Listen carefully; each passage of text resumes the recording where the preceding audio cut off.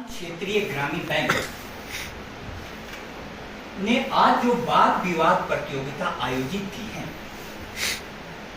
उस प्रतियोगिता के आयोजन के लिए सबसे पहले मैं रीजनल मैनेजर साहब के सुन और परमेश्वर गुप्ता सर चीफ मैनेजर जी का विशेष रूप से आभार व्यक्त करता हूं कि एक उन्होंने मंच आपके लिए दिया और इस में निर्णायक की भूमिका में डॉक्टर सरला पंड्या में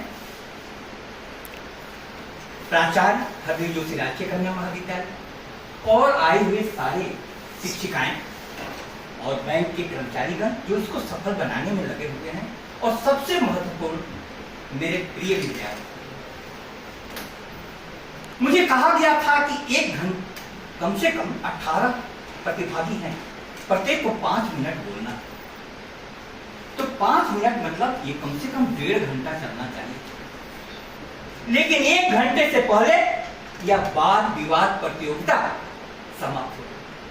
सोचो क्या, और 18 में से अधिकतर प्रतिभागियों ने पेपर देख करके बोला, शिक्षक के रूप में मेरा फर्ज बनता है 25 सालों से आपके क्षेत्र में मैं शिष्य गुरु संवाद केंद्र के नाम से नए नए विषयों पर चर्चा करा रहा हूं और पक्ष और विपक्ष दोनों मेरे पास आ जाते हैं। इसलिए आपके भविष्य के लिए इस मंच से कुछ मैं बातें कह दूं जो आपके बहुत काम आएगी। सबसे पहले आप समझें कि वाद विवाद का मतलब क्या होता है। वाद विवाद का मतलब है कि यदि आप यह मान करके चले कि पर्यावरण संरक्षण और स्वच्छता के लिए सरकार की जिम्मेदारी है, तो आपको प्रूव करना है कि सरकार की जिम्मेदारी है। और यदि आप मानते हैं कि नागरिक जिम्मेवार हैं, तो आप प्रूव करें कि नागरिक जिम्मेवार है। मतलब जिस पक्ष में आप खड़े हो जाएं, उसको हमें प्रूव करना है। बैंक सैलरी देने के लिए रिटायर्ड कर्मचारियों को जिंदा होने का प्रमाण पत्र मांगती है, और वो लोग हम लोगों से साइन करवाने आते हैं कि मैं जिंदा हूं, आप प्रमाणित कर दें। और एक कर्मचारी वो साइन नहीं ले पाया, बैंक ने उसका पैसा नहीं दिया, उसने केस कर दिया, मैं जिंदा तो हूं, बोले कि आपने प्रमाण पत्र नहीं दिया। और केस हुआ तो वो व्यक्ति अदालत में हार गया केस। वकील ने साबित कर दिया कि तुम जिंदा नहीं। और जब बाहर निकला तो उससे पत्रकारों ने पूछा कि आपको कैसा महसूस हो रहा है। उस व्यक्ति ने बोला कि पहले तो मुझको विश्वास था कि मैं जिंदा हूं, लेकिन वकील साहब के तर्क सुनने के बाद अब मैं सोच रहा हूं कि मैंने जन्म भी लिया था कि नहीं।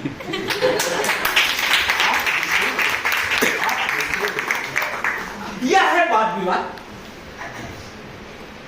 और वाद विवाद आप लोगों ने, अधिकतर लोगों ने पत्र वाचन की शैली में दिया। पत्र वाचन नहीं करना होता है। अब मैं अपने विचार आप लोगों तक पहुंचाऊं। आप लोगों की कमी क्या हुई? आजकल सारे विद्यार्थी नेट से मटेरियल ले लेते हैं, इसलिए अधिकतर विद्यार्थियों के मटेरियल मिलते जुलते थे। अब मैं आपको कुछ नया विचार दे पाऊं तो मेरी सार्थकता होगी, और आपके शब्दों में दूंगा, आपके दिल को छूने वाले उदाहरण दूंगा। पर्यावरण का मतलब होता क्या है, पहले इसको समझो। मैं संस्कृत का प्रोफेसर हूं, और संस्कृत के ग्रंथों में पर्यावरण शब्द नहीं है। वहां है प्रकृति, पर्यावरण नहीं है। क्यों नहीं है? क्योंकि उस समय संकट ही नहीं था। प्रकृति के बीच में शिक्षालय चलते थे, और सारे विद्यार्थी ऊपर से ऑर्डर नहीं आते थे कि पेड़ लगाओ, पेड़ लगे हुए थे। और विद्यार्थी ऐसे होते थे, अभिज्ञान शाकुंतलम नाटक में जब शकुंतला जा रही है अपने पति के घर, तो उनके पिता कर्ण बोलते हैं, ध्यान से सुनिएगा, जो शकुंतला स्वयं जल का पान किए बिना, तुमको जल पिलाए बिना स्वयं जल ग्रहण नहीं करती। सोचो, सबसे पहले पौधों को जल, श्रृंगार क्रिया होने पर भी जो फूलों को नहीं तोड़ती, और कोई फूल आने पर जो उत्सव मनाती थी वह शकुंतला जागृत। अब देखो, कोई भी पहले पौधे को जल पिलाए, कितनी बड़ी बात है। हम तो आजकल गजरे बनाने के लिए कई फूलों को तोड़ लेते हैं, शकुंतला एक फूल नहीं तोड़ती। इतना प्रकृति से जुड़ाव।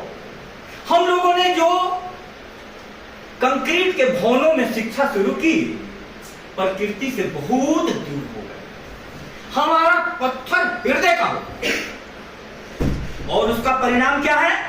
बहला कर छोड़ आते हैं लोग वृद्धाश्रम में मां बाप को। बहलाकर छोड़ आते हैं लोग वृद्धाश्रम में मां बाप को। अपने घरों में अब पुराना सामान कौन रखता है? हर एक चीज मुहैया है मेरे शहर में किस्तों पर, अपनी हसरतों पर अब लगाम कौन रखता है? अपनी हसरतों पर अब लगाम कौन रखता है? हमारी इच्छाएं इतनी हो गई। प्यारे विद्यार्थियों, प्राचीन काल में विद्यार्थी की इच्छा होती थी सिर्फ पढ़ना है, पढ़ना है और पढ़ना है। लेकिन अभी इच्छाएं बहुत हो गई। अब पर्यावरण का मतलब समझो। तुलसीदास जी रामचरितमानस में लिखते हैं, क्षितिजल पावक गगन समीरा पंच रचितिया अधम शरीरा। इस शरीर में क्षितिज है, पृथ्वी। पृथ्वी कैसे? थोड़ा सा पसीना होगा, पोछो, मिट्टी आ जाए। जल है, जुकाम आता है पता चल जाता है। पावक है, आग है शरीर में, पता चलता है नहीं। आग तो हम बाहर वाले को ही जानते हैं, लेकिन क्रोधाग्नि की थोड़ा देखो। क्रोध आता है तो व्यक्ति किसी की भी हत्या कर देता है, क्रोधाग्नि। इसी प्रकार से जठराग्नि। कैसी भूख लग रही होगी, जाओगी तो रोटी डब्बे के साथ खा जाओगी, ये स्थिति है। ये पूरा तरीके से अब ये जो है सारा पावक गगन समीरा आकाश है हमारे शरीर के अंदर में। कानों में जो तुम ईयरफोन लगाती हो आकाश में लगता है। तो ये पर्यावरण से हम इतने जुड़े हुए हैं कि आपको एक बात बताऊं कि यदि ये पर्यावरण से हम दूर गए तो अभी पारिस्थितिक संकट के लिए एक शब्द चल रहा है, ecocide, just similar to suicide. Suicide माने आत्महत्या। हम लोगों ने आत्महत्या की पूरी तैयारी करनी है, आत्महत्या की पूरी तैयारी करनी है। अब पर्यावरण संरक्षण कैसे हो? सबसे पहले हमको अपने दिमाग में यह बिठाना होगा। आप सभी एक बार जोर से मेरे साथ बोलो ताकि आप तक मेरी बात पहुंचे, तब यह आयोजन सार्थक होगा। आग है, पानी है, मिट्टी है, हवा है मुझ में, फिर मानना पड़ता है खुदा है मुझ में। और खुदा क्या है? भगवान क्या है? आग है, पानी है, मिट्टी है, हवा है मुझ में, फिर मानना पड़ता है कि खुदा है मुझ में। जैसे सारे मौसम कहीं एक जगह मिल जाए, क्या बताऊं आजकल जो फजा है मुझ में। हम सभी के अंदर में परमात्मा है। किस रूप में? आग के रूप में, पानी के रूप में, मिट्टी के रूप में, हवा के रूप में। अब आपको ये बात समझना होगा। मैं पद्म पुराण का एक श्लोक कोट करूं, तुम लोग ध्यान से सुनना। तुम लोगों की जिंदगी बदल जाएगी एक चर्चा से। और किस प्रकार से चर्चा करनी चाहिए, आगे हो सकता है जो जाए उनके लिए राह मिल जाए। 10 कूप समोवापी, अर्थात 10 कुएं के समान एक बावड़ी होती है। 10 वापी समो हृदय, 10 बावड़ियों को मिलाकर एक तालाब बनता है। सुनना ध्यान से। 10 हृदय समो पुत्र, 10 तालाब को मिला दीजिए तो एक पुत्र के बराबर होता है। अगली लाइन बहुत चौंकाने वाली है। 10 पुत्र समो द्रुमा, 10 पुत्रों को मिला दीजिए तो एक पेड़ के बराबर होता है। सोचो सोचो, 10 पुत्र के बराबर एक पेड़ होता है। इसका मतलब क्या? विज्ञान आज साबित कर रहा है कि एक पेड़ जो 10 लोगों को ऑक्सीजन देता है, जीवन की पूरी जरूरत पूरी कर देगा। आप सोचो, कोई ऐसा आज का आदमी बोलेगा 10 पुत्र के समान एक पेड़? कोई नहीं बोलेगा। हमारे ऋषियों ने बोला है, क्योंकि उन्हें मालूम था। अब विद्यार्थियों में कहना चाहता हूं कि अब स्वच्छता और ये जो टॉपिक है पूरा लो, स्वच्छता के लिए बहुत बड़ा प्रयास किया गया भारत सरकार के द्वारा, बहुत बड़ा प्रयास। लेकिन हम देखते क्या है, वस्तु स्थिति क्या है? आप जिधर भी निकल जाइए उधर गंदगी का आलम देखेंगे। अब हम लोग आए इस बात पर, पर्यावरण संरक्षण और स्वच्छता, सरकार ज्यादा जिम्मेदार कि नागरिक ज्यादा जिम्मेदार? आखिर ये चर्चा कराई क्यों जा रही है? सोचो, चर्चा इन्हीं नहीं कराई जाती क्योंकि अब दोनों एक दूसरे पर जिम्मेदारी डाल रहे। सरकार बोल रही है कि मैं क्या करूं, मैंने तो इतने प्रयास किए, और नागरिक बोल रहा है कि मैं क्या करूं। आप तो नियम ऐसे बना देते हैं कि कई प्रोजेक्ट ऐसे बनाए जाते हैं। आप जिंदा कुछ उदाहरणों से समझें। मैं 1995 में शिमला गया था पहली बार, और सर शिमला की धरती पर उतरा तो मैं 1 घंटे तक इस आश्चर्य में रहा कि भारत में ही ये जगह है। हमारे पैरों को नीचे से बादल जा रहे थे। मैं तो लग रहा था कि फिल्मी दुनिया का कोई आकाश में उड़ रहा हूं और नीचे बादल, और शिमला इतना खूबसूरत। लेकिन उसके बाद 5 बार गया, हर बार गया तो आंसू निकले। क्यों? जब कभी भी जाता था तो वो सिरा कट गया, दूसरी बार जाता था वो भी सिरा कट गया, और इस बार गया तो पूरे धूल उड़े शिमला जैसी जगह पर। अब सरकार जो इतने बड़े बड़े प्रोजेक्ट सैंक्शन कर देती है, अभी राजस्थान में भी एक प्रोजेक्ट बनने वाला है जिसका भारी विरोध हो रहा है। ऐसे प्रोजेक्ट को आप सैंक्शन क्यों करते हैं जिसमें लाखों पेड़ कटेंगे? सवाल नहीं उठे जाना चाहिए? उठाए जाने चाहिए। ठीक है, तो सरकार की जिम्मेदारी तो बनती है, क्योंकि नियम कानून बनाने का अधिकार उनके पास है, संसाधन उनके पास है, सब कुछ। अब आता है दूसरा पक्ष, तो क्या नागरिक की कोई जिम्मेदारी नहीं बनती है? आप देखो उदाहरण,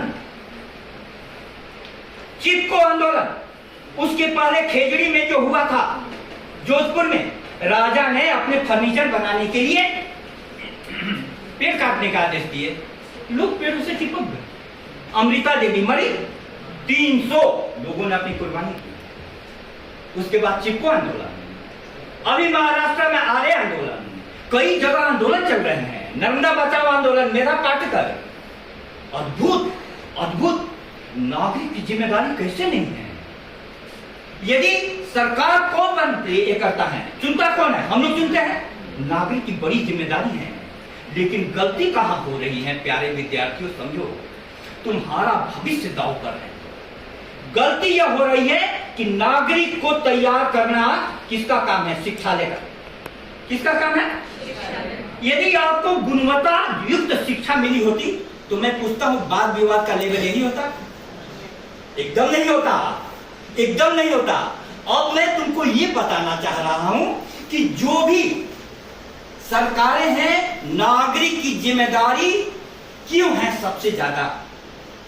सरकार की जिम्मेदारी मैं कब तक मानता हूं? संस्कृत का एक श्लोक है, राज्ञी धर्मिणी धर्मिष्ठा पापे पापा समय समा राजानम अनुवर्तन्ते यथा राजा तथा प्रजा।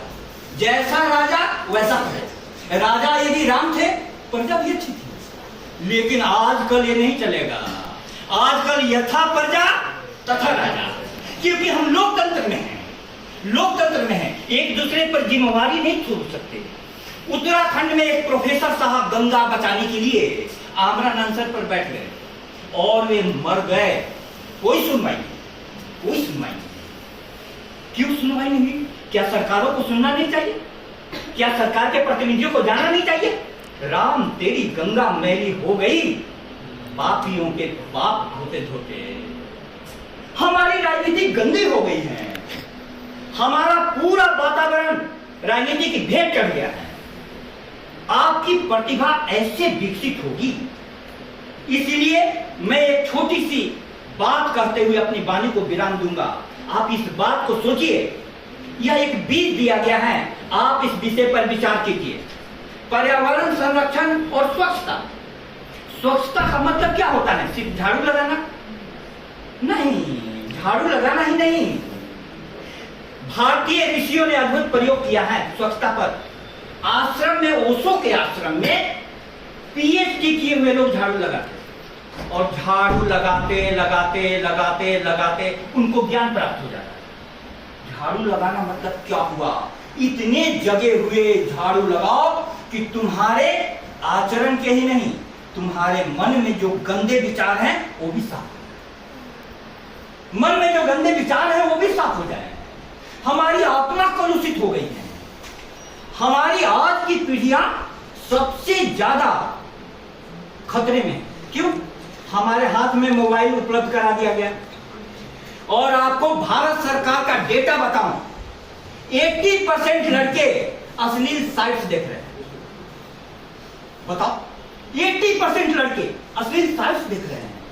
जब दिमाग प्रदूषित हो जाएगा तो तुम्हारी पूरी दुनिया प्रदूषित हो जाएगी। क्यों? मन के सफाई पर इतना ध्यान क्यों है? प्रिय विद्यार्थियों, यह जान लो, मन एवं मनुष्यानाम कारणम बंध मोक्षयो बंधाय विषयासक्तम मुक्तये निर्विषयम स्मृतम। मन जो है, हम लोग को क्या कहा गया है? मानव। मन यदि ऊपर उठे तो वह आत्मा की तरफ जाता है, और मन यदि नीचे गिरे तो वह इतना गिरता है कि यही मानव दानव बन जाता है, और यही मानव देव बन जाता है। इस मानव की दोनों संभावनाएं हैं। तो मैं आपसे बस इतना ही कहना चाहता हूं कि यह जो आयोजन हुआ, इसका जो टॉपिक है उसको आप जीवन से जोड़ें। जीवन से जोड़ने का मतलब क्या? हमारे घर के पास आएंगे तो सर, मैडम ने अकेले 50 पेड़ लगाए, और दूर दूर से आने वाले लोग, दूसरे गली में काम करने वाले मजदूर वहां आकर के दोपहर में सो जाते हैं। यही नहीं, जो कुत्ते वगैरह होते हैं गली के, वो भी वहां, जानवर भी आराम करने आ जाते हैं। आप एक पेड़ तो लगाइए। जानवर भी, पशु पंछी भी आ जाते हैं। कहीं भी ये प्रयोग किया जा सकता है। मैंने सब कुछ बोलता है कि मैडम आप फिलोसफी की प्रोफेसर हैं, आप पढ़ाई क्या करती होंगी जब पेड़ लगाती रहती हैं, कुत्ते को रोटी खिलाती रहती हैं, 9 कुत्ते। तो मैडम ने कहा कि मेरी फिलोसफी ने यही सिखाया है कि प्रेम की शुरुआत करनी हो। आजकल पूरा पेपर भरे रहते हैं, प्रेमी प्रेमिका घर से भागे, प्रेमी प्रेमिका पेड़ पर लटके, भरे रहते हैं। तुम जानो, प्रेम की शुरुआत करनी हो तो किससे करनी है? पौधे से। एक पौधा लगाओ, उससे क्या होगा? तुमको पौधे से कुछ पाने की आकांक्षा नहीं है, निस्वार्थ भाव से तुम उसको पानी दे रही हो, जैसे शकुंतला दे रही। उसके बाद एक किसी जानवर से प्रेम करो, पशु पक्षी से प्रेम करो। तुम्हारी कोई इच्छा पाने की नहीं है, सिर्फ देने की है। ऐसा बात नहीं कि पेड़ नहीं देगा, पेड़ देगा। जब उसमें फूल खिलेंगे तो तुम्हारे नासापुटी सुगंधित नहीं हो जाएंगे, पूरी फिजाएं सुगंधित हो जाएगी। जब तुमको ऐसा प्रेम करने आ जाएगा जिसमें देने का भाव हो, तो बहुत बड़ी समस्या सॉल्व हो जाएगी। आज क्या हो रहा है? 2 भिखारी एक दूसरे से बोल रहे हैं, दे दे प्यार, दे प्यार, दे प्यार, दे दे दे दे प्यार, दे। अब प्यार किसी के पास नहीं। प्रेम कैसे उत्पन्न होगा? प्रेम उत्पन्न होगा आप जब बिना कुछ पाने की कामना से, अभिज्ञान शाकुंतलम की नायिका शकुंतला की तरह पौधे में पानी दें, उसकी सुरक्षा करें, उसमें फूल खिलने दें। तो मैं तो कहना चाहता हूं कि सरकार और नागरिक दोनों को सोचना, बिना तुम्हारे खेला जाए ऐसा कोई फाग नहीं है, ऐसा कोई गीत नहीं है जिसमें तेरा राग नहीं है। संसार और सत्ताएं बनती हैं दोनों से, सरकारों से भी, नागरिकों से भी। और आप लोगों ने जो कुछ प्रस्तुतियां दी और बैंक ने जो कार्यक्रम किया है, मैं सही में आह्लादित हूँ। मुझे लगा कि एक शिक्षक होने के नाते अगली पीढ़ी को मैं कुछ दे पाऊँ। यदि इसमें मैं कुछ सफल होता हूँ तो मेरा जीवन सार्थक है, मेरा आना सार्थक है। बहुत बहुत धन्यवाद।